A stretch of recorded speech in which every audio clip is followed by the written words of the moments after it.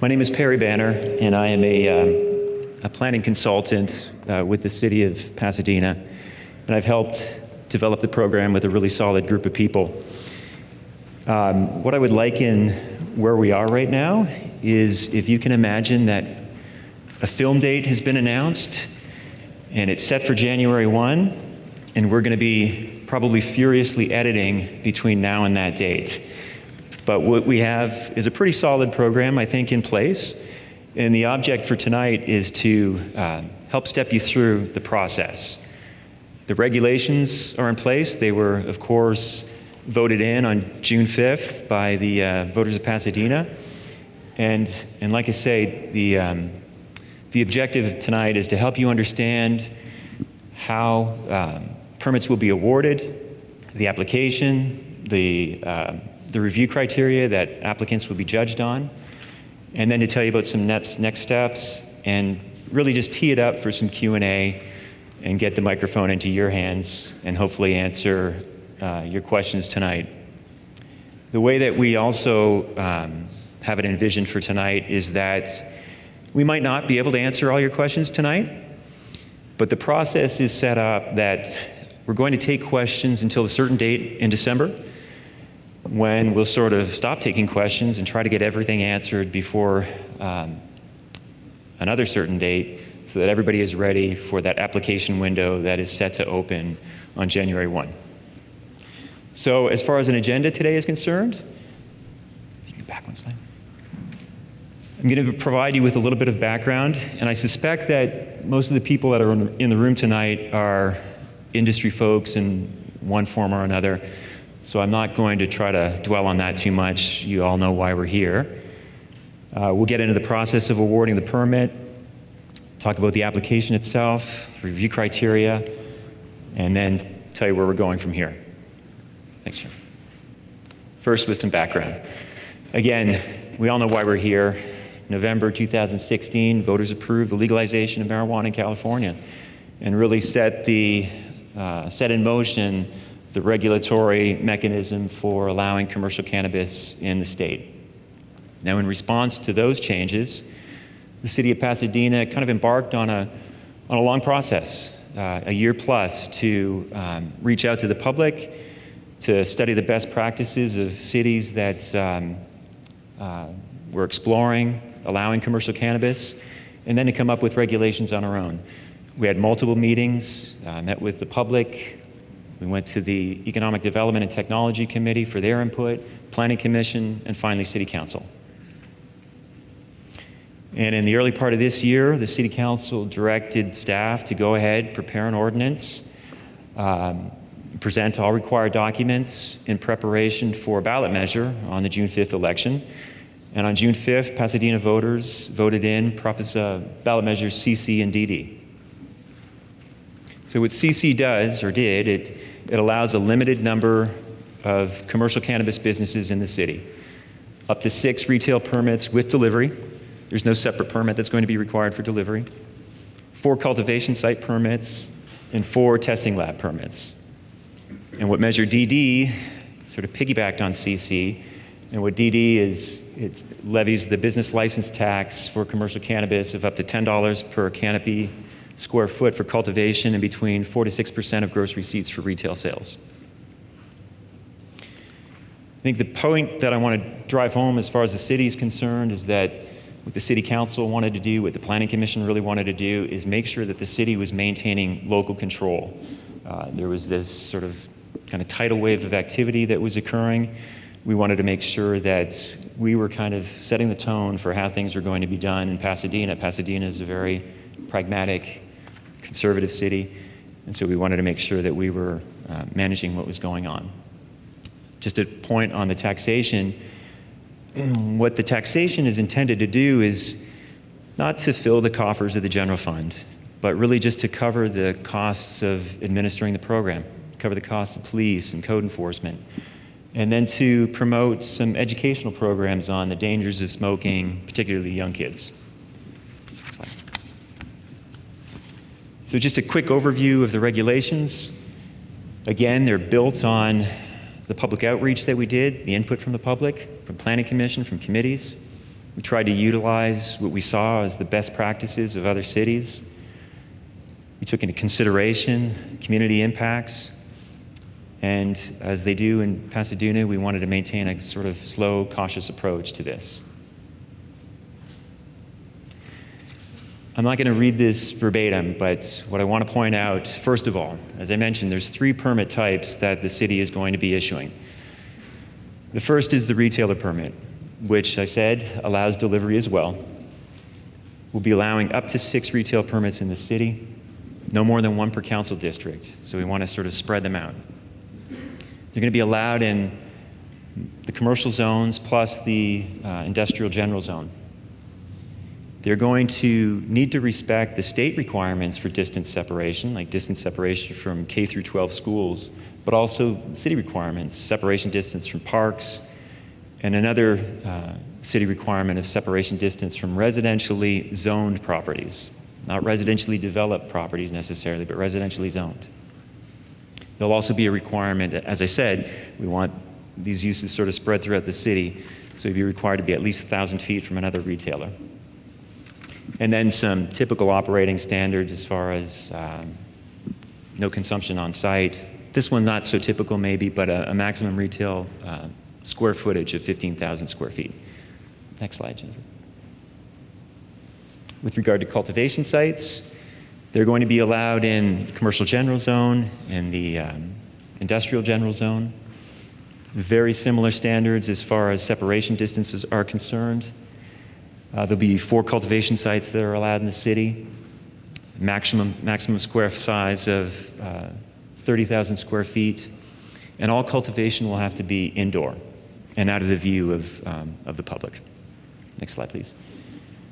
And with regard to testing laboratories we see as maybe being the, we just want to treat them similarly to any other medical or laboratory use. So they'd be allowed to operate in any of those zones where a medical or otherwise laboratory is allowed. But they do have to be 500 feet from a cannabis retailer or cultivator. And we'll be allowing 4 testing labs in the city. Very quickly, just to touch on taxation again. And folks, if I had to move because I'm in your way, I'll just try to spread it around a little bit. But again, the intent is to offset the costs that are going to be associated with administering the program, police, code enforcement. And the way that the measure is set up, it provides the city with some flexibility to set the rate higher or lower depending on market conditions. At its highest rate, the state and city taxes combined would total a taxing rate of approximately 30%. And in fact, for those that may or may not have known this, but all cannabis businesses, whether legal or illegal, are required to pay that tax. Next slide, please. So really the meat of the order right now, this is probably what you're really interested in. So I'll just go ahead, Jennifer. So our selection process has a few steps to it. We've kind of modeled it after some other cities that we've seen. We feel that this is the process that's going to work for Pasadena. And the kind of the essence of the selection process is that we want to look at the operator. It's the qualifications of the operator, their business plan, their background that we're interested in sort of at the front end. So what I want to sort of lead into is that at the front end of this process, location is not being taken into consideration. So you don't have to have your site locked down in order to apply. So to start with, there'll be a notice of the 30-day application period. We're anticipating giving that notice on December 14th. And again, we're shooting for January 1 to be the initial application period. During that initial application period, which will go from January 1 to January 31st at 11:59 p.m., is when you'll be able to submit your application package. I'll get into how the application package is going to be submitted, but just to touch on it a little bit, it'll all be submitted electronically. There'll be an online submittal portal that's set up. You'll submit there, and you'll also make payment on the online submittal portal. What'll happen once the application window closes, is that there'll be an initial screening of applications. So this is we'll be looking at, did the applicant respond completely? Is the application in full compliance? If we tell you that the application can't exceed 50 pages, for example, and you submit 75, that unfortunately would be grounds for rejecting the application. So during that application window of January, you're not going to get any extra points for submitting early versus the person that submitted at 11:58 on January 31st. They'll all be treated the same. We won't be looking at anything until the application window closes. So we would encourage you to just take your time, make sure the application is complete, follow the rules or the guidelines of the application information package, and just make sure you submit something that's responsive. After that initial screening of the applications, there's going to be a selection committee that's set up. And that selection committee is going to review, score, and rank all the applications. I'm going to touch on the review criteria shortly, but the program is designed to be as transparent as possible. We've given you a draft of the review criteria tonight. The final versions of all these documents will be released on December 14th when we announce the opening of the window. We can't imagine that the review criteria are going to change substantially from what you've been handed tonight. So if you respond to the application and follow those review criteria, you should be in good shape. Once those applications are scored and ranked, we'll notify the top applicants in each category. So as I said, there's going to be 6 retail permits, 4 cultivation site permits, and 4 testing lab permits. Up to, rather. I want to make that clear. The ordinance reads that it's up to 6, up to 4, and up to 4. So there may or may not be 6 applications that ultimately get awarded, and I'll explain why that may be the case as we go through the presentation. So we'll notify those top applicants, and at that point, those applicants will have the opportunity to go forward, secure their land use approvals and any other approval that might be necessary, public health permit, for example. In the event that they need to do tenant improvements, I should say this, at that point, once the applicants have been notified, that's when you'll want to lock down your site. Because from then on in, the application will be based on location. You know, where is it located? Is it located in proximity to, does it have the adequate separation distance from a school, residentially developed or residentially zoned property, et cetera? So those top applicants will be allowed to go forward, get their use permits, their health permits, whatever else is that they need. And at that time, cannabis permits will be awarded on a first-come, first-served basis. So this is key, and I think it's going to maybe address some of the burning questions that some of the folks may have. But what will happen, of course, is that although we've said that these uses are allowed in commercial zones and in the industrial zone, and you have to respect these separation distances, there is that other provision that says that you have to be 1,000 feet away from another retailer. So that first retailer that comes in potentially affects where the second and third and fourth retailer might be able to locate. So it will be important at that time for the top applicants to make sure that they're moving as efficiently as possible through the rest of the process. Once they have your land use approvals in place, you've been given your cannabis permit, then of course you'll be able to obtain your state cannabis license and just provide a copy of that to the city, and you'll be able to go forward and operate. Just a quick, this might be an aggressive timeline, but if everybody was moving as efficiently as possible, we can envision that we would notify top applicants at the early part of spring. Those top applicants would be able to go forward, get their land use approvals, health permits, et cetera, theoretically be open for business at the latter part of 19. Next slide, please.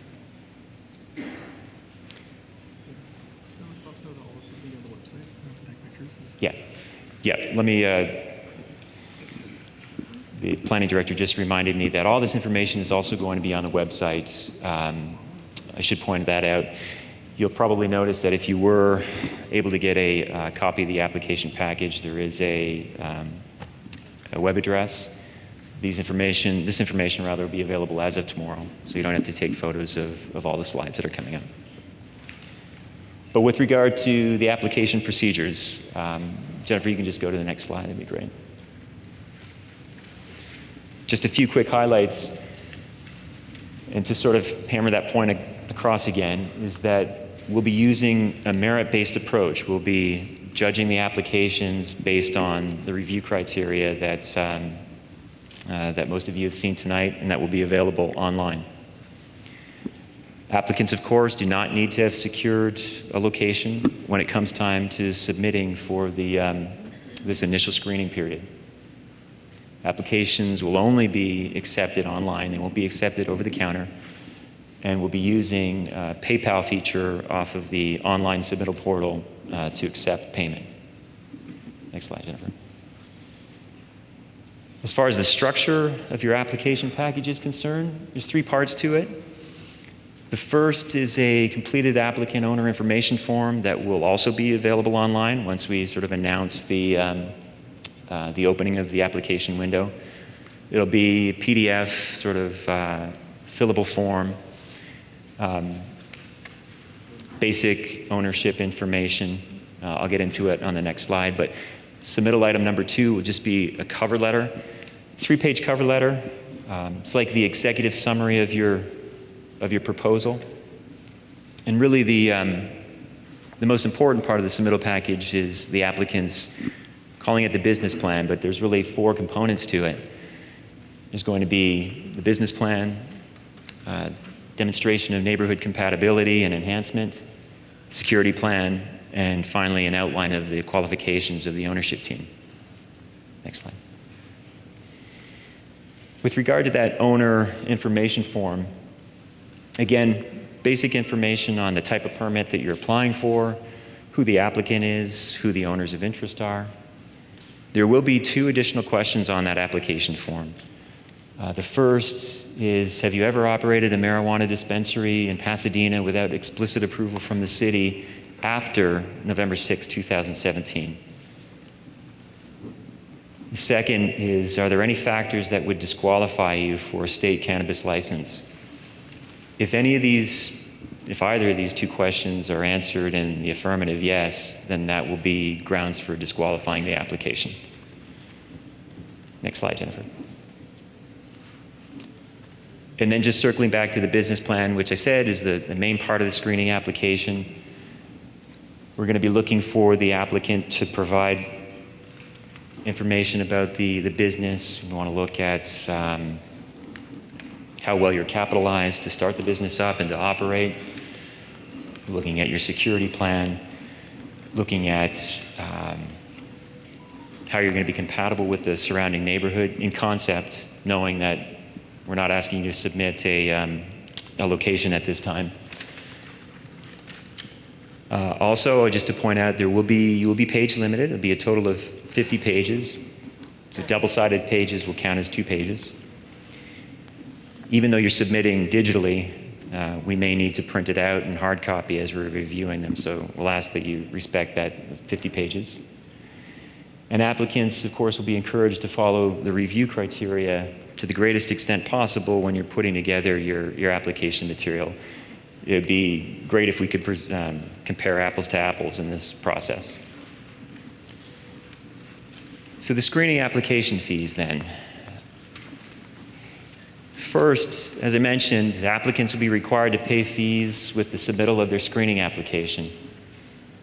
These application fees will not be refunded if an applicant is not selected as one of the top scoring applicants, and the reason for that is that the fees are going to cover the cost of the city preparing and implementing the screening application process, and including the expenses of the selection committee reviewing all these applications that are going to be submitted. There is, I want to point out one thing, there is a little asterisk on the second bullet. If at the front end your application is deemed incomplete, maybe you answered one of those questions yes, or maybe you provided 100 pages instead of 50, we will return your deposit at that point. We only want to make sure that we're covering the costs of us reviewing the complete application. So the review criteria then. And just to reiterate, there is apparently more copies of the review criteria coming, but if you don't have one in your hand tonight, then just go visit the website tomorrow. They are in draft form right now. They will absolutely firm up by December 14th, but again, I can't imagine that there's going to be any substantial changes to the review criteria between now and then. So there's 4 categories for the review criteria, structured identically to how we want your application package to be submitted. Bear with me. First, as I said, we'll be looking at your business plan, looking at the operations, community benefits, product offerings. We'll also be looking in concept at your neighborhood compatibility and enhancement plan. If I may just sort of back up very quickly actually it is under community benefits, subsection 1B. There is a review criteria that relates to social equity, so go ahead and read that. We'll also be looking at your security plan. And finally, really the most important, and you'll see it's reflected in how things are weighted in there, is the quality of the operator. What is the operator's experience in the industry? What is the applicant's experience dealing with state agencies or things to that effect? Finally, next steps. As I mentioned, what we have on the horizon right now is that starting tonight, you'll be able to go to our cannabis webpage and post any question that you may have. Our aim is that we'll be fielding questions until December 7th. We'll want to sort of compile a complete list of those questions and the answers that were provided and then make them available to everybody. We intend to do that by December 14th. And on December 14th is when we're officially going to announce the opening of the application window. And that application window is anticipated to open on January 1st and go through January 31st at 11:59 p.m. Next slide. And so at this point, I think I'm just going to turn it over to Q&A. I think probably what I'll do is just walk around with the microphone and I'll try to take any questions that I'm capable of answering, but I also have a group of folks here behind me that'll answer some questions as well. I'm just going to go to this gentleman first. Yeah, I just had a question regarding properties that are zoned within a specific plan, like the East Pasadena specific plan. If they have the suffix of the CG or CO, would that still be considered an approved zone? So what we'll be looking at is the underlying zoning of the specific plan. So if the underlying zoning is CO or CG, then that'll be an eligible property, provided they meet all those other distance separation requirements. We jump to this side, right over here. I'll be moving around a lot. For the 50-page limit, I'm curious, I don't have any of the paperwork, so if it's in there, I apologize for the question, but whether or not pictures are going to be in addition to the 50 pages of text or how pictures, graphs, charts will be handled. Great. So in the application package, it does in fact say that those 50 pages will include text and images.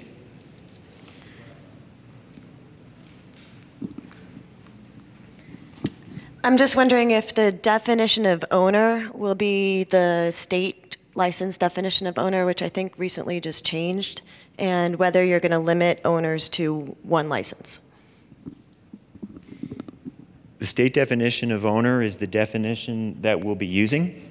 And as far as applicants submitting for a business or commercial cannabis permit type, you'll be able to apply for a retailer and a cultivation permit, but you won't be able to apply for 2 retailer permits. Great. Will you be using a third party such as HDL for reviewing the applications? I'm going to ask David to answer that question, if you could. Thank you. The question was regarding the review process. The review process will involve a third party. We have not selected who that would be. You talked about such as HDL, but we've not selected any third party vendor to help us yet. How long do you have after, let's say you got picked to get a license, how long do you have to find a retail spot for it? Great. So from the moment that the top applicants are notified that they've been selected as the top applicants, you have 12 months to secure your cannabis permit. If that expires and you haven't acquired your cannabis permit, we may or may not open up the application window again, because as I said, we're going to be releasing up to 6 permit for retailers. So we'll have to see what unfolds after that.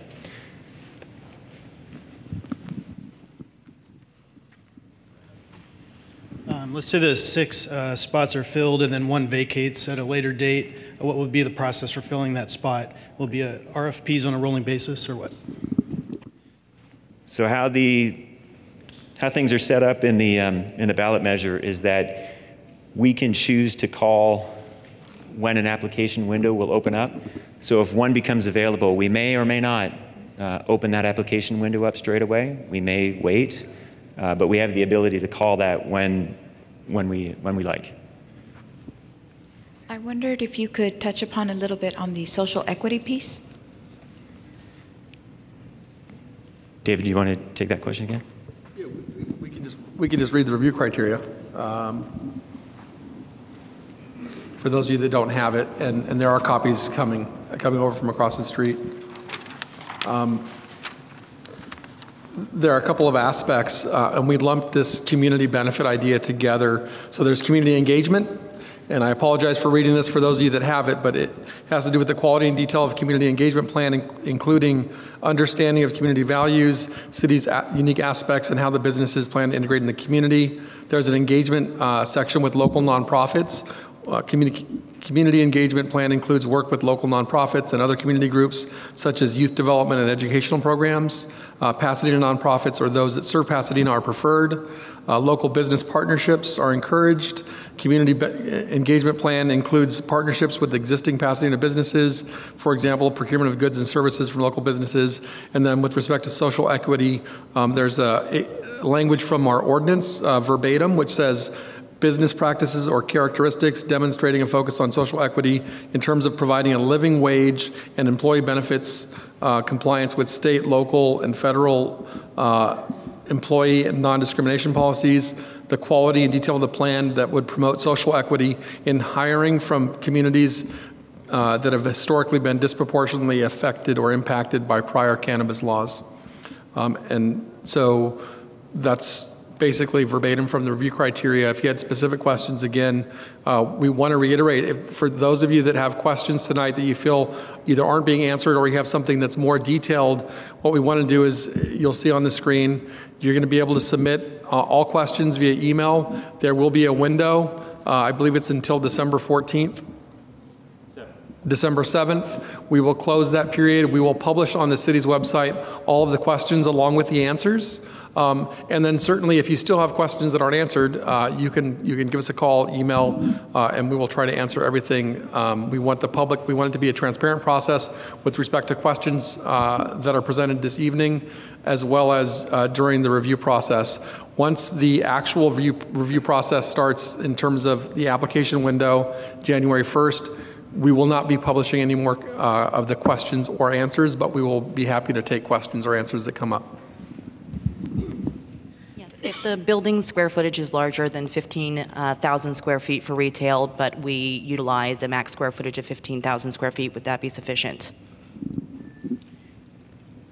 I'm going to say that if the space is divided for your tenant unit at 15,000 square feet, right, then that would meet that requirement. Are you guys going to require any architectural building plans, whether for the application process, or is that going to be after once an applicant is chosen? Correct. So at the front end of the process, again, you don't have to have a site selected. So that'll follow when you're getting your land use permits. You'll get what is very much like a conditional use permit, but it's not attached to the land, it's attached to the operator. And then at that point, you'll probably want to be doing tenant improvements to the building. So you'll also have to submit to building and safety to do those tenant improvements. So yeah, at that point, you're going to be submitting architectural and structural plans. Did you have a quick follow-up question for me? Yeah, and I know you said we don't need an actual hard location, but do you guys require any, I know some cities require you to have a security team year-round, all the time, even while the application process is started. Is that something you guys require as well, too? So were you thinking about? Like a security team on retainer. I know the city of San Diego, they require for their application process you have to have. No. So one of the review criteria is the experience of either the firm or the individual that put together your security plan. But that's about as far as it goes. We're not going to ask you to have security sort of locked down before we know that you've been selected as a top applicant. You can move forward and actually get the permit. Okay, so move over here. What's the minimum square footage for a testing laboratory? There is no minimum square footage for a testing laboratory. Okay. How many top applicants that you guys selecting? What we anticipate is that, like I said, there's 6 retailer permits, 4 cultivation site permits, and 4 testing lab permits. We anticipate, correct me if I'm wrong, that those would be the numbers that we would select as the top applicants. So 6 retailers, 4 cultivators. I would say 4 I'm sorry, Perry, just to jump in. Was the question, how are we going to notify the top? I thought it was how many would be selected as the top applicants. Yeah, it's up to 6. The city council and the voters, in terms of developing the regulations, established distance separation requirements that may preclude that 6 number. In other words, it may be less than 6. So based on the available spaces, which is then also influenced by a certain operator and its location, it may be less than 6. So if the question was how many, we don't know. It will be how many spots are available. And so we're not going to notify 6 knowing that there's only 3 spaces. So the initial go around in terms of identifying the top is likely going to be the first 3. We will see where they go, if they're able to secure places, and then go from there in terms of identifying the next bottom 3. Yeah, that's interesting. So just double checking, there is no interview process. This is going to be completely an paper application process through the submission. Correct. There is no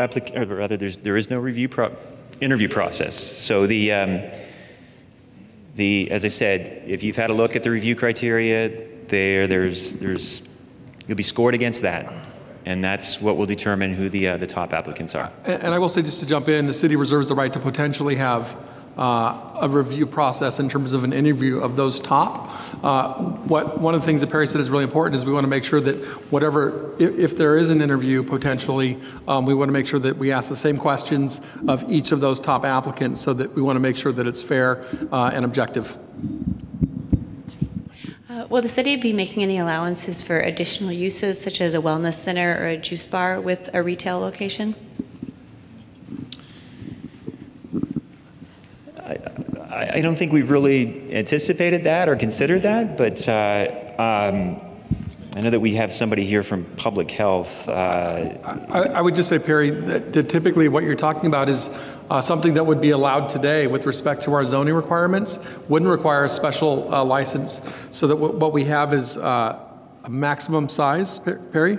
Correct. And so for a retail dispensary, if it fit within that maximum size, certainly other offerings, juice bar, et cetera, would be allowed. There's a public health requirement in terms of getting a public health permit as well. And I think Rachel Janback from our health department. Hi, yeah, thank you. So the way the municipal code is written is that a food facility cannot be in the same space as the dispensary, so the address would have to be next door or separate from.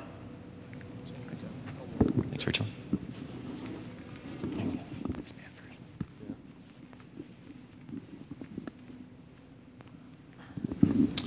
What if you were only interested in retail delivery and you didn't want to operate a storefront?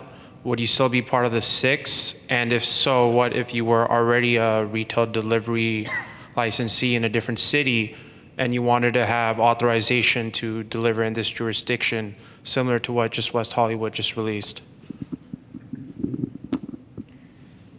So we have no separate delivery permit. It's if you're a retailer, you're allowed to have delivery as well. However, in Pasadena, you are allowed to deliver into this jurisdiction if you're coming from another jurisdiction. If you're authorized there, you can be permitted to deliver in Pasadena. You can. Now, I will say this. Some cities don't allow that, but Pasadena does allow you to deliver into Pasadena from outside the city's limits. Some kind of literature that formalizes this to protect the delivery? I think it was in one of the early ordinances in maybe December. So, I'm sorry, one more time, Perry, can you repeat the question? It had to do with the delivery of cannabis from a licensed and permitted business outside the city's jurisdiction. If I'm not mistaken, we've got an ordinance that says that that is permitted, that you can deliver into the city. That is correct. Yeah, yep. Great. I'm going to circle back to you in a second. I'll get this lady up front.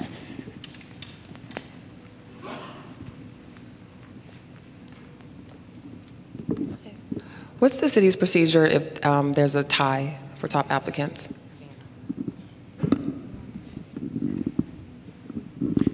You want to take a shot at that one, David? Yeah, I would, if you look at the scoring criteria, given the total maximum amount of 1,400 points, that's very unlikely, but I can't guarantee there won't be a tie. I think that's something that we would both publish the question and the answer on the city's website, so I want to make sure that I give a fair and accurate answer that passes legal muster. So we would research that and make sure that that's definitely a question that we want to get on our website for everybody. Very good question.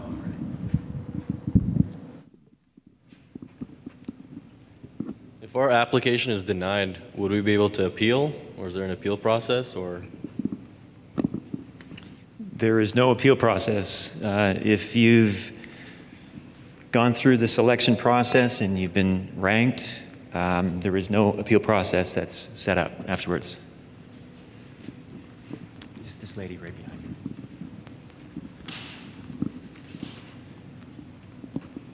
Sorry. Thank you. So you said that there will be 6 licenses that will be issued, and there are 7 districts in Pasadena. How are you going to break down which license with which county? Thank you. If I understand the question correctly, Perry, and you can jump in here, is how are we going to decide which license goes in which district? Correct. So the locations have been set by the people in terms of where they can go. What this process, this initial screening process is to select what we feel are the best qualified operators, regardless of location. So what we're going to do is, based on scoring criteria, try to identify what we think are the best operators for the city based on the established criteria. Once that's been done, they will dictate, not the city, where they go in terms of finding a spot. So it's not the city that would dictate that. So you could have 2 or 3 retailers within the same district. I apologize, I missed the question. I think I can answer this. You were sort of answering the question, though, David. So as I mentioned, when those top applicants are announced, there's almost sort of a race to the post, if you will. That's why it's important for these applicants to move as efficiently as possible. So if the first applicant that submits is awarded the permit and they're located in Council District Number 2, then that will prevent the next applicant from locating in Council District Number 2. And it may be that there's not, with a maximum of up to 6. So we know that there's 7 council districts, so we know there's not going to be 1 in every council district. It may be that based on the distance separation requirements that are currently established, that there are only 3 or 4 permits that are issued. And so that would mean a maximum of 3 or 4 districts, right? So it's all of those requirements together. It's not one per district guaranteed, it's a maximum of one. What about the existing shops in Pasadena? Are those part of the 6? Will they be applying separately, or are they already in place? So I want to make it clear that anybody that's operating right now is operating illegally. Okay, and so if you remember, there was the question on the application that asked, have you been operating a marijuana dispensary in the city after November 6, 2017? Back in 2017, we gave folks the opportunity to close their shop down, knowing that this program was going to be rolled out at some point in the future. So those operators that continue to operate will not be allowed to go forward. Okay. Couple of questions about locations. Has the city made maps yet internally to show where the opportunities are? And if they have, is planning and development going to release it to the public? And also a comment. The city of Antioch, California, went with 600 feet buffer from residential, and they have 1 applicant. You know, it's pretty tough with 600-foot buffer from residential zoning.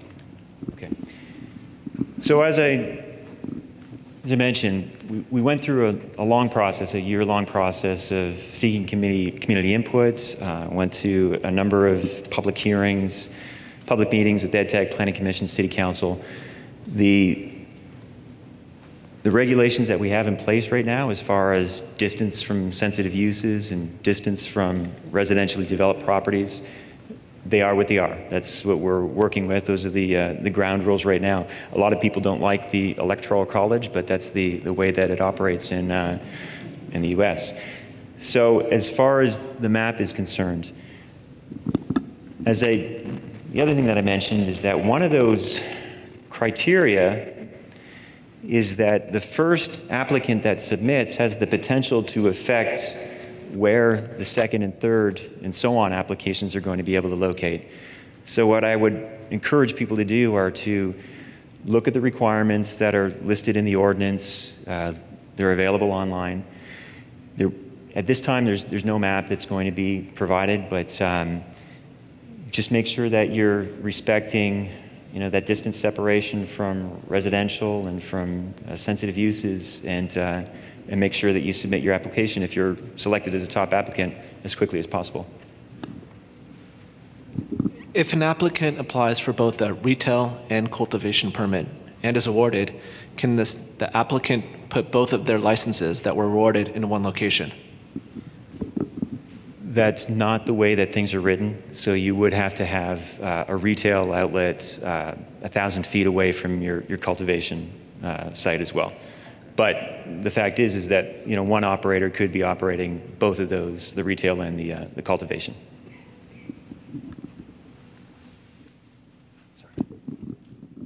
Since you said that the site will be only selected after the successful operator, right? We're property owners and we're getting bombarded by some of these folks trying to get a lease. So there's no need to get into any discussion at all at this stage, right?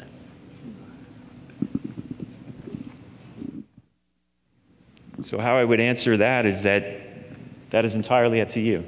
But the fact is that for this initial screening application process, no, they don't need to have a site secured. That will come. But I'm sure you're getting a lot of interest in your site if it appears to be one of the eligible sites. Are you guys going to be requiring certain types of permitted extraction types, or are you guys going to allow all extraction type permits? So that would be for a manufacturing cannabis use. And so we're only allowing retail, cultivation site, and testing labs. So the manufacturing license type is not going to be awarded in Pasadena. I'll be right back. Is there potential for the initial application window to be shut short of the January 31st date, should there be a significant or more than expected amount of applications coming in that early period? No. Once we announce that the application window is from January 1 and January 31st, we're going to respect that. If we get 12 or if we get 120, it is what it is. We'll work that out. So you mentioned that the people would decide as to where these locations would be. Me as an applicant, if I already own real estate within the city, can I also designate my particular area as an applicant? I'm sorry, so you're thinking about you own a piece of property in the city and you want to apply for a retailer's permit and you own the site as well? There's nothing wrong with that, okay? I mean, you'd want to, of course, make sure, in your case, if you own the property, you probably want to have a very close look at those requirements, make sure it's in the right zone, make sure you have the right distance separation, and then if you're free to apply if you like. Let me go back here.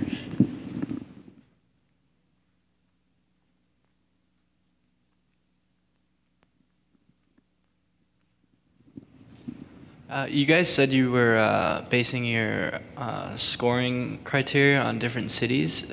Can you tell us what cities those are? So what I said earlier was that when we were putting together not only the regulations, but ultimately the program itself, this is what cities do. You know, we look at what other cities are doing. In this case, quite honestly, there wasn't a lot of other cities in California that were doing this because everybody was sort of in the same boat. There were some other cities that had been allowing medical marijuana dispensaries, and we had something to go off of there. But we looked at Long Beach, we looked at Santa Ana, we looked at West Hollywood, we looked at Salinas. Those are just a handful of cities that we explored. So you've mentioned that it's not required that a location is, of course, selected in the initial screening process, but would an applicant receive any sort of additional points? Or I admittedly have not seen the draft criteria, so I'm just wondering if there's any way to, release that in the initial screening and possibly receive more points. There is no bonus points for that. What we want to do is, when we put the final draft of the review criteria up, and we're going to release it on the website, we'll do an email blast. We want to make sure that everybody is aware that these are the review criteria. There's no secret review criteria that other people would be judged on. It's these. We want to make sure that, again, that we're acting as transparently as possible and that everybody is being judged equally. I would like to confirm that there are no additional points for property ownership or consent to do business there. I reviewed it. I just want to make sure that's accurate. That's correct. The site at the front end of this process, where we're interested in the operator's qualifications. So the site is not going to be a review criteria. Hi. In addressing the licensing application, has the city considered that SB 94 grants a licensing exemption to any state licensed healthcare facility? I brought this to the attention of the health department, and it certainly impacts these people that are applying for licenses.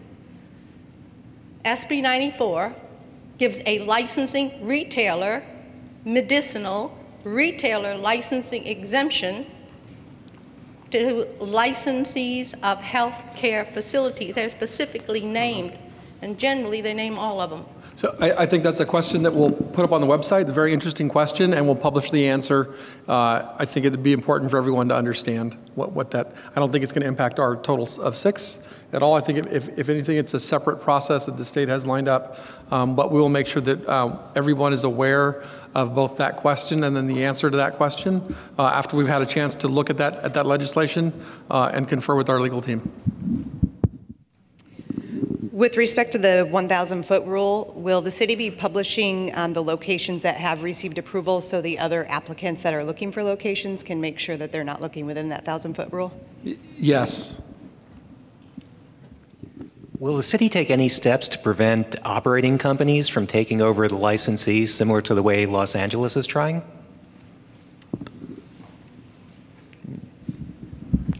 Did you hear the question? I might need. Could you restate the question and explain what LA is doing? Yes. Specifically with. As you've observed, this is a process about getting local people with a connection to the community. Are you going to take any active steps to prevent, say, a company like MedMen, which doesn't really own its own licenses, from getting control of this? So what we're doing is, whether it's MedMen or Joe Schmo or some other applicant, we're going to rank and score each one of them based on the review criteria. The top ranked applicants will be awarded a permit, or at least awarded the opportunity to secure a permit. So regardless of who they are, I'm not sure I answered the question correctly, but we're not looking to segregate or limit anybody from applying.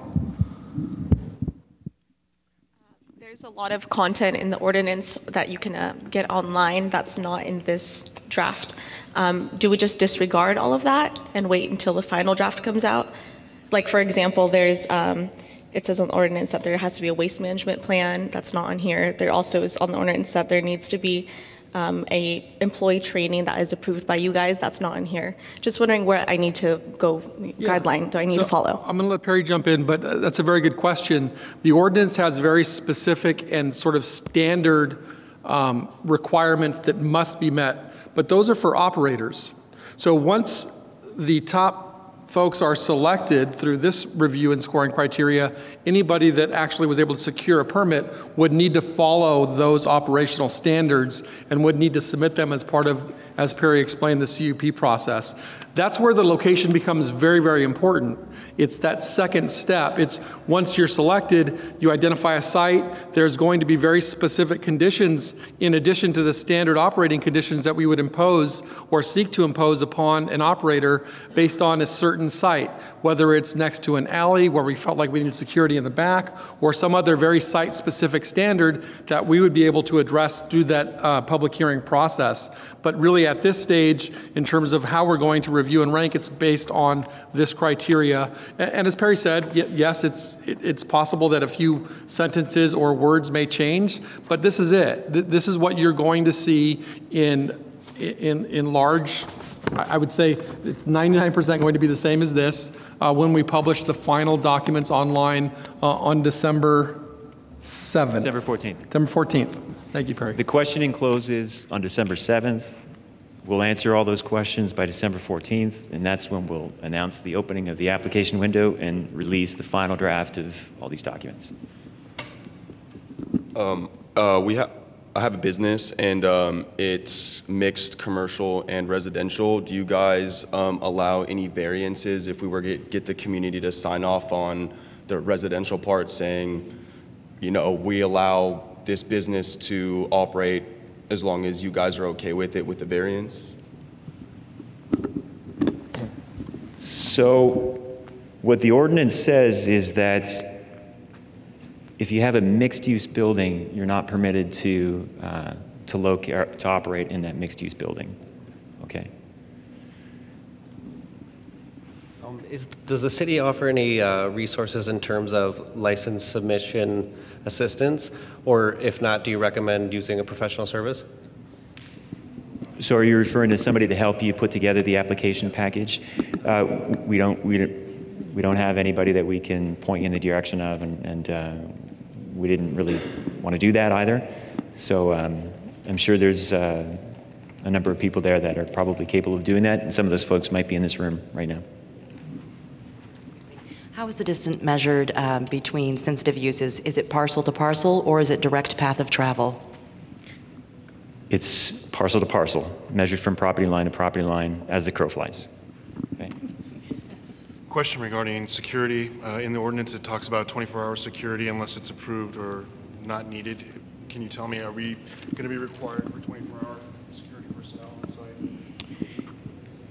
I can't recall the exact language in the ordinance, so I think that's one of the questions that we'll maybe jot down or encourage you to, maybe David can take the question down, we'll get that answer. It says it may not be required based on the city manager approves it or disapproves it. Okay. That's something that gets put into the business plan. It's an extensive cost. Right, right. And so I would... That would be part of the actual use permit process where we'd identify that, not at this stage. I mean, that's up to the way the review criteria is written. There is a security plan required, and we're going to score based on what's submitted. There's nothing that says you're required to have a 24-hour security as part of this plan, and you're likely not going to be dinged from it because with respect to the specific site, that's really where we're going to get into the details of it.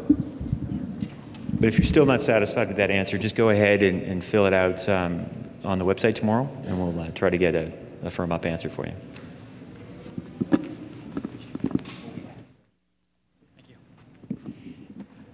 You've been using the term top contenders, I think, or is that synonymous with finalists for applicants? And what are the considerations for determining, like for example, when the properties are, the finalists are given a go and say, okay, go ahead and find your property. Are there going to be more top applicants than finalists is what I'm wondering? Or is it going to be really like a race to find your location and to become one of the finalists? Right. So let me start by saying this. We are going to be, in using the retailer example, we are going to be awarding up to 6 permits. Once we rank and score those applicants, it might very well be that we take the top 6, make them aware, and then kind of unleash them to go and secure their site, and then to get their application submitted for their use permit. At that point, it really is, up to the applicant to move, as I said, as efficiently as possible to kind of lock down that site to, so that they're not impacted by anyone else. So really good question, and Perry, if I could just jump in. I think one of the things that we said earlier is sort of a similar question. I want to try to restate it here a little bit more clearly, because what the voters and the council has adopted in terms of regulations sets the number and allowable locations of these permits. We will not release the top 6. We will not do that. We're not going to try to create a race for those top 6, because if we say, hey, you're the top 6, and everyone races to find spots and someone's not able to, I think that's going to create a lot of issues for us. Our goal is to make sure that we understand the distance separation requirements as they exist, make sure that we internally understand the mapping process, because that map could change on a daily basis based on what those uses are. Someone could set up a daycare center tomorrow, right? And it's going to take a certain property out of the running. So we want to be very thoughtful about how we do it. And likely what we're going to do is understand the map at the time after we finish the scoring, understand where those uses may be able to go, and probably release 3 at a time. At least 3, and as the question was stated earlier, was will we release to the public where certain applications have come in and taken a site? And we will do that so people know exactly where that's a public process, where people come in and submit an application with a certain location, folks will know where that is. Will we be able to apply for all 3 licenses? That's one question. And the other one, in Los Angeles, we were able to apply for all the licenses for medical and adult use. And there's a restriction if you want to sell it afterwards. It has to be someone like myself with social equity. So I want to know if you're protecting that from big corporations coming in and buying those out. So maybe Teresa can correct me if I'm wrong, but yes, you'd be able to apply for retailer and cultivation, but you would not be able to apply for the testing lab. The testing lab needs to be independent of the retailer and cultivator, if I'm not mistaken. Yes, and then the licenses are they're non-transferable. The licenses are non-transferable. There is, in the review criteria, there is a criteria for social equity, so there will be some scoring based on the social equity concept. So that might be a differentiator between your application and larger corporations. Okay? Just pass it down. Thank you. Will the city make any grants or reduce their fees of application in order to facilitate the process? And then secondly, I just have a comment. I work with a lot of operators. I work with a licensed and unlicensed. I suggest that you hire yourself a lawyer or a CPA. It's going to cost you your application anywhere between $40,000 to $60,000. So the answer to the first part is no, and then noted on the second part.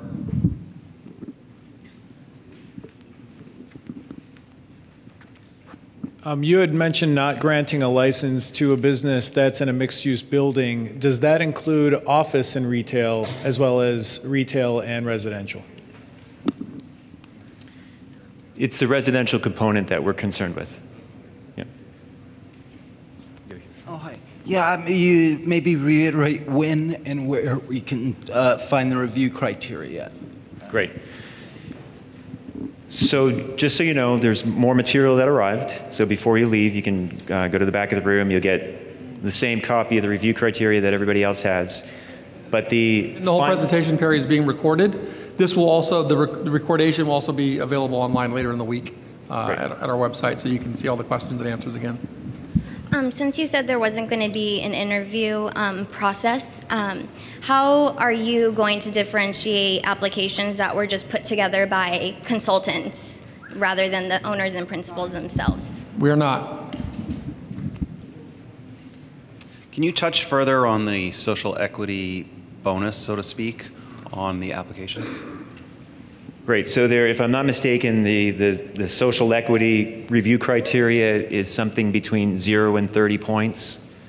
So we'll be looking at the application, seeing where and how the application touches on social equity concepts, and judging from there. It is a third party that is sort of reviewing these applications, so that's how it'll be awarded. Will we be receiving our score at the end of the application process? Did you hear that question? It's about, will these scores be, Absolutely. Will the applicant, yeah. Of course, yeah. So pretty much it's safe to say just follow the review criteria and, you know, we're good to go, pretty much. Correct. Awesome. Okay. Thank you. Just going back to zoning again, so just to be clear, if a residence is in a commercial area, that retailer can be compliant. Great. Right? So if there's a house, for example, that's in a commercially zoned area of the city, that house is usually considered to be legal non-conforming. So you would be able to locate in proximity to that. It's the distance separation from residentially zoned properties that'll be necessary. I want to add this one thing though. If it was a mixed-use building that was in a commercial zone, you would not be able to locate your retail shop on the ground floor of the mixed-use building. Okay, so you wouldn't be able to do that though. But you wouldn't be required to be 600 feet from that mixed-use building, okay?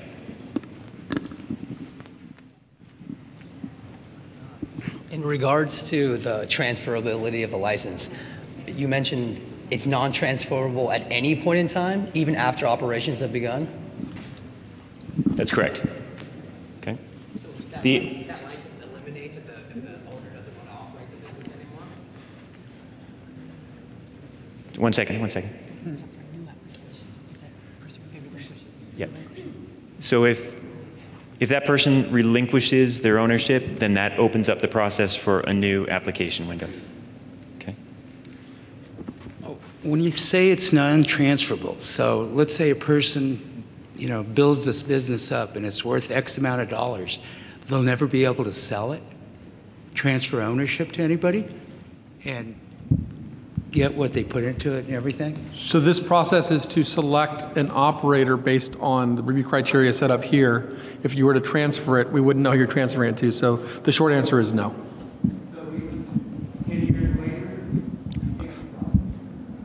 So it's a non-transferable license. Hi, in answer to someone's earlier question, there are people in the room, myself being one, that help with the application process. Question is, in the sensitive use, the schools and the libraries and the residential, are you requiring an official zoning report, or is it just we attest to the fact that we think it's clear? When we're reviewing the application for the land use permit, we're going to be verifying that as well. Okay?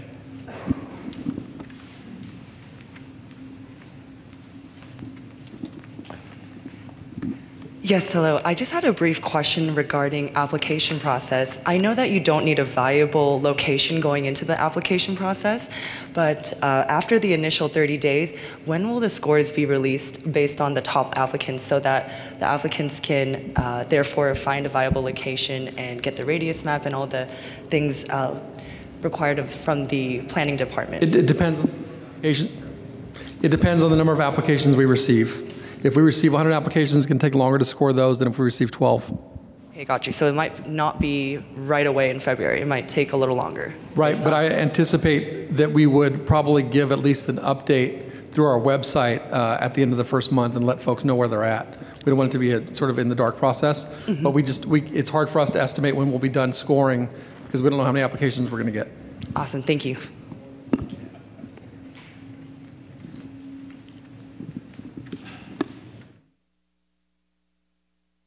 So I see here that in the experience portion of the of the whole merit-based, it says quality and quantity, number of years experience in the cannabis industry. Being that it's such a short and legal market now, would having licenses in other cities add to that value of that merit there? Yes, it would. So once a top gun contender has their location secured, say while they're going through the permitting process, when a sensitive use opens up within that distance requirement, how will the city handle that? So if your application has been submitted and we've reviewed this application and it is determined that at the time of submittal you met all of those requirements, that would not impact the new sensitive use moving in would not impact your application. Okay.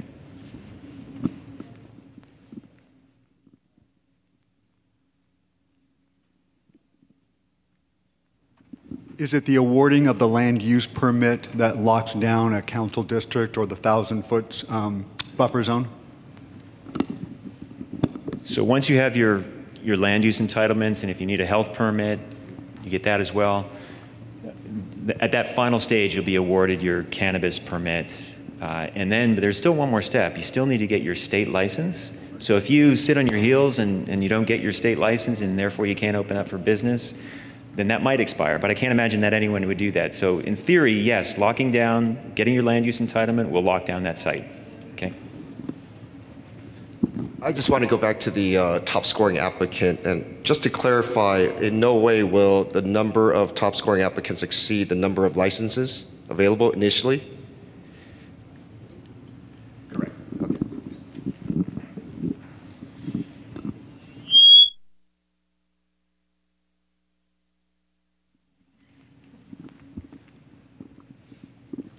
Okay. So on the flip side to the social equity, if you have an unlicensed location in another city, not in Pasadena, will that be against you?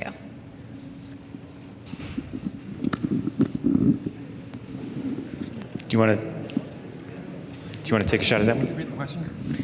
If you have an unlicensed, I can't remember the language of the question, but if you're operating an illegal dispensary in another jurisdiction, will that disqualify you from the application process? I think the resolution that the city council passed was specific to our city. I'm not sure that it reaches out to other jurisdictions, but that's a question that we will take, post on the website, and I'll make sure my answer. That's obviously a very big deal.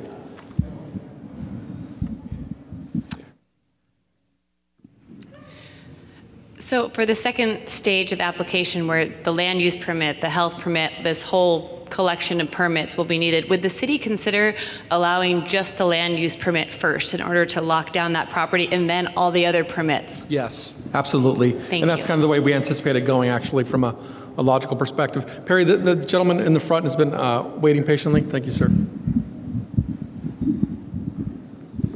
Will there be a background check on the applicants? Maybe there'll be a situation where maybe they already operate illegally in Pasadena and they're just simply going to just lie on the application?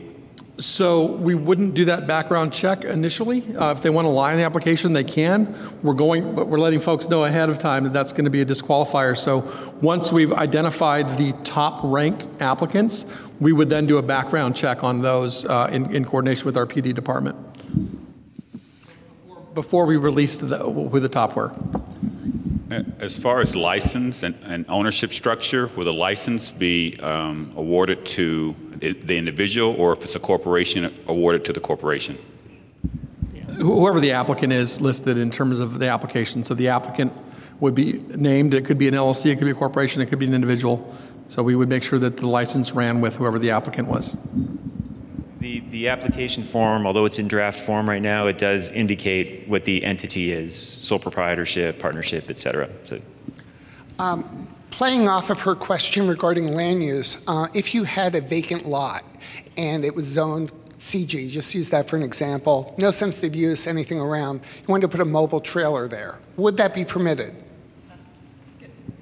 to act as a retail outlet, well, you're going to need to meet all planning, building and safety requirements. So it's I actually no, I don't think it is, because in the CG zone, for example, I don't think a mobile home would be permitted to operate as a business. So with some modifications, it could certainly, but not with wheels.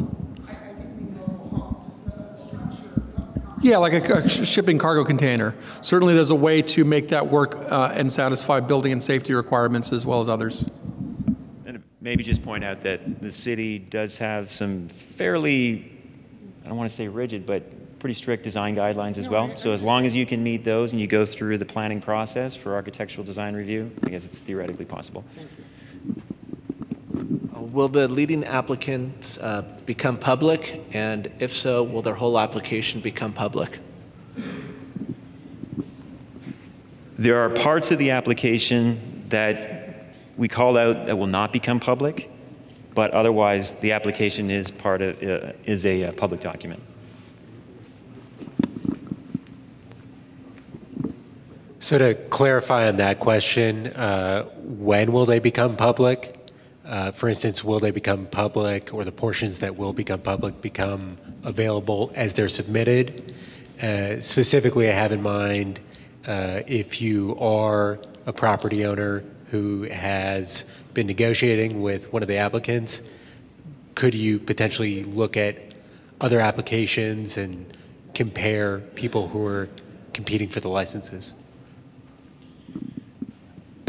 Perry, I want to make sure I understand the question, but it sounds like the question is about documents being publicly available. And there's sort of two stages. This first stage, this screening period, if you have proprietary information in there, it may not be subject to Public Records Act requests. But that'd be something that we'd look at. I would certainly encourage you, and we have some notes in this document, if you think that you're submitting some proprietary information, you should note that. It's not a guarantee that it won't become public, but you should certainly note that. With respect to those that pass on and get to that second phase of applications, those are all public documents once they're submitted. Those are land use applications that come in and are all public as soon as they come in, as well as any information submitted with those. In the unfortunate event where the state licensing system becomes more backlogged than it is currently, is there any expiration of the city's permit if you've met all of your conditions and approvals? I think that's likely something that we'll have to consider, maybe a question that we'll answer on the website.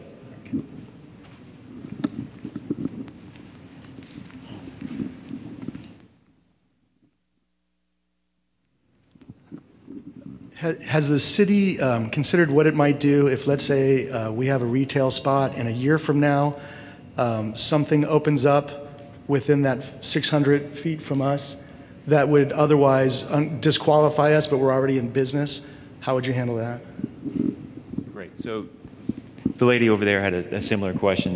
Yeah, no worries. So that would not disqualify you. You wouldn't have to shut down because a sensitive use was introduced to your existing operation after. Is there a conditional use permit? Is that what the land use permit is? Is that the same thing? I think it's similar to a CUP with respect to it coming in, us routing it to various agencies within the city, Public Works, DOT, Fire, PD, but we won't call it a CUP. It's going to be some other sort of permit, but it's very similar to a conditional use permit. And does that mean that the site is entitled for future use for the same use? Is it the kind of situation where it runs with the property? Yeah, so as I was saying earlier, it's not a transferable license, so it doesn't run with the land, it runs with the operator. Also, the operator is allowed to move the license within the jurisdiction of Pasadena. So they would need to sort of submit it, either a new application or amendment, and it would need to meet whatever distance separation requirements are in place.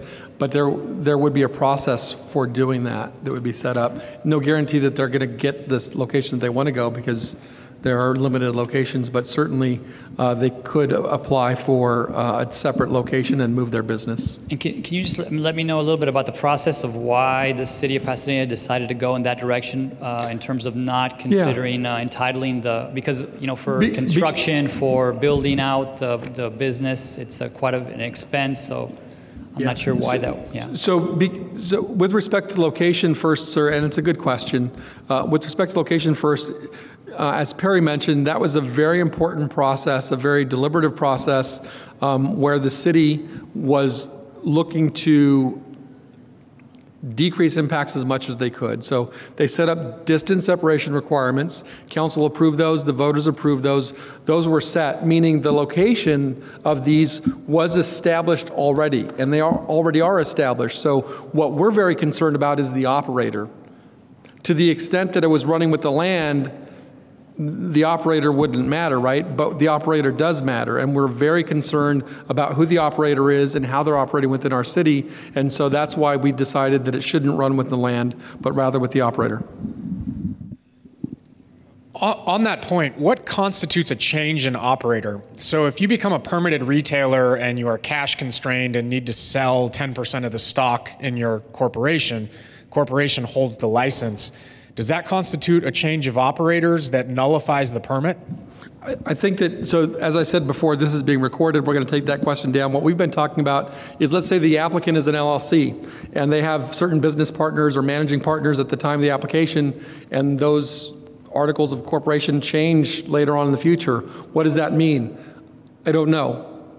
So to answer your question, I think properly, I'd probably want, if you could, we have the website up there, to really state that question. It's one that we've been grappling with. If you wouldn't mind sending it either directly to this email, or you can get my card afterwards, let's get that in writing so that everybody sees that question. We will then publish the answer so that everyone sees the answer. And basically, for those that didn't hear it, it's what constitutes a change of ownership. So it really is a kind of a tricky question that's nuanced, but the intent is that we're giving a license to an operator, right? And that's the intent. And so how we define that, I think, is something that would be important for everybody, and also speaks to the gentleman's question earlier about selling their very profitable business. If they could sell a portion of it, maybe might be the better question, but I think that's a question that we'll answer on the website.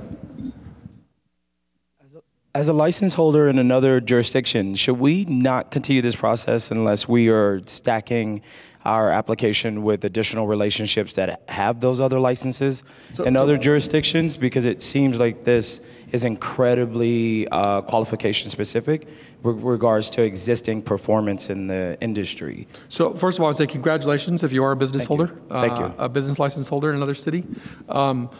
I would never tell someone not to submit an application. So we do feel that it is very important that Pasadena is historically conservative with a lot of our land use issues, right? So one of the things that's important to us is this process is brand new to us. Certainly we have several illegal operators in the city, but with respect to actually licensing them, we want to do it the right way. So to the extent that our qualifications or review criteria is weighted more towards an operator showing that they know what they're doing, that was by design. And that is, the intent of that is really to make sure that we don't have people setting up this business for sort of maybe the very first time that don't know what they're doing. Not to say that they can't submit an application, but we really weighted it in a way to get what we think are going to be the best qualified applicants to run potentially a very, very limited number of licenses within the city. Thanks. With respect to some of the sensitive uses, we were trying to research licensed daycare centers from the state, and there was over 160 plus, and that didn't count the family daycare centers. And how do we confirm some of that information irrespective of what the state has? So what I would say is that, first of all, we struggled as well. And I think that we actually ended up working with the state and paying them their separate database to get what we thought is the current list at the time that we requested it. Because that could change, one of the things that this is really an important sort of question and process for the next step. So what I would say is if you are lucky enough to move on and be selected as one of the top candidates, I think the staff is going to be working with you very carefully to help ensure that you find a spot that works for you. We don't want you to go spinning your wheels and identifying spots that aren't going to work. At that point, I think we want to be really open and honest with folks, not that we're not now, but really try to open up the sort of the mapping process, because that's where it becomes really important for those that are selected. Right now, again, the locations are set. This is not about finding a spot. This is about finding an operator. What about distribution licenses?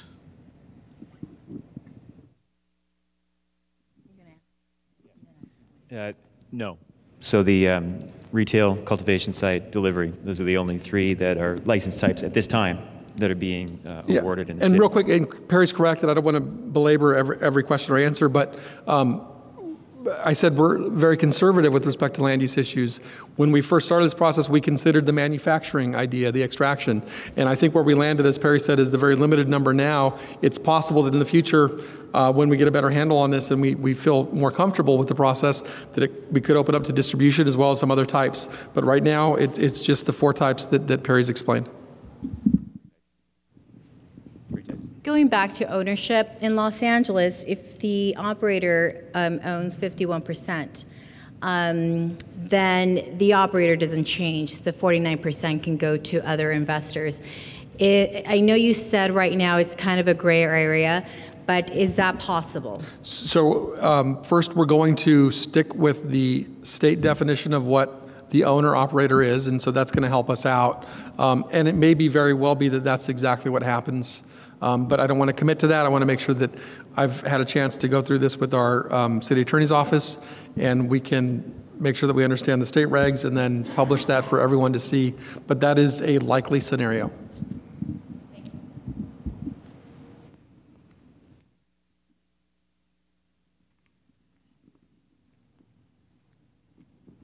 Will retailer and cultivation top applicants be released at the same time, as they still have to be 1,000 feet from each other?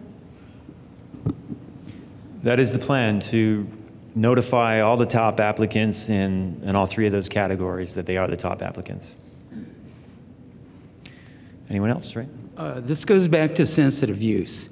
So let's say you're one of the top applicants, you get selected, you get your license issued, but you haven't got your location yet. You go out and you get a location, a daycare center has applied, but is not operating yet.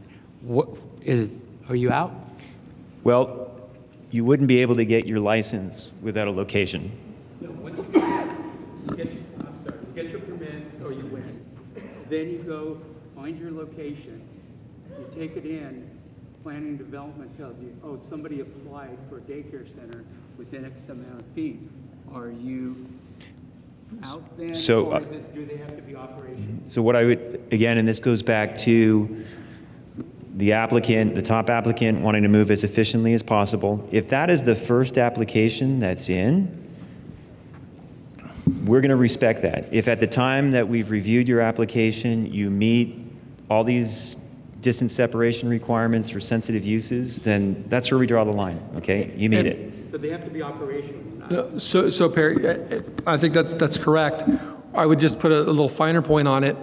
If you submit a complete application, if you've been selected as one of the top candidates, you submit a complete application with a viable location, and there is not currently a daycare operating within the required distance, we would honor that and we would continue processing your complete application.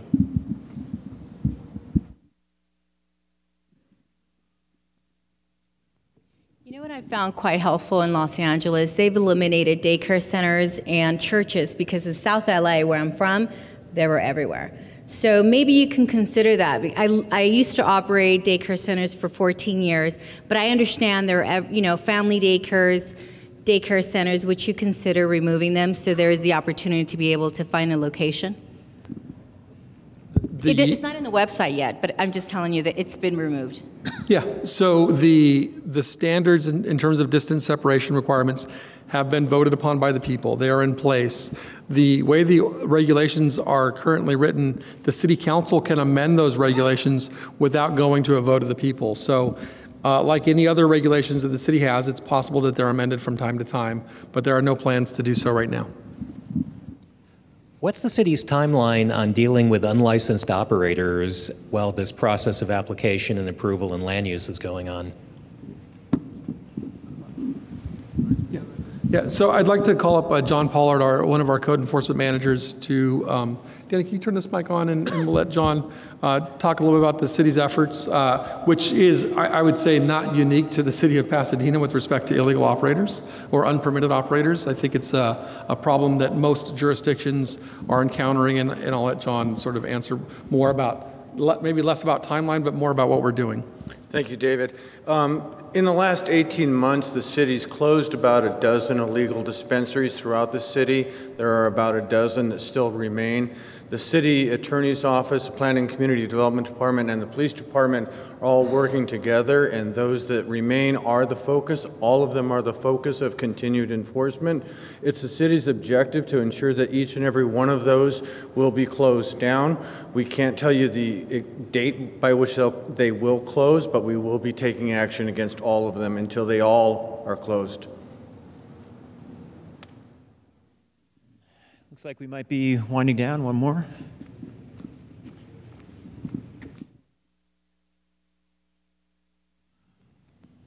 I have two questions to kind of follow up on that one. If there is an illegal operating business in a location that you could possibly be in, do you and they're operating past January or past March or May, whenever you're going to submit who wins, how does that work?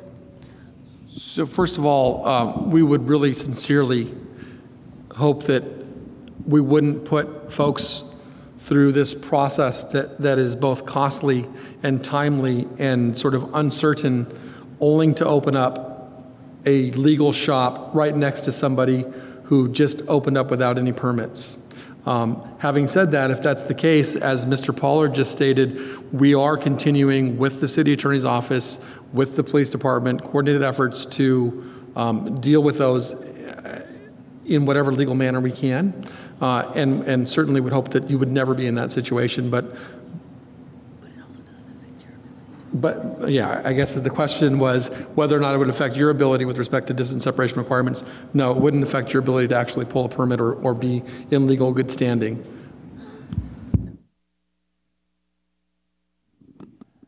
All right, anybody else? One more.